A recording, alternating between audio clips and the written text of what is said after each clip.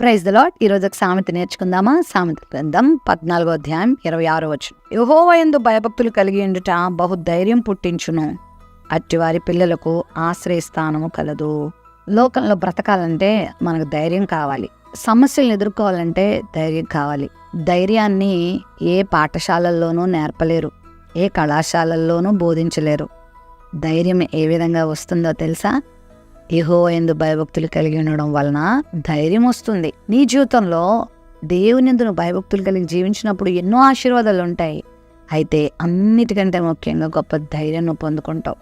ఆయన యందు భయభక్తులు కలిగి ఉండడం వల్ల నాకు ప్రయోజనం ఏంటి అని చాలామంది అనుకుంటారు. చాలా ప్రయోజనాలు ఉన్నాయి.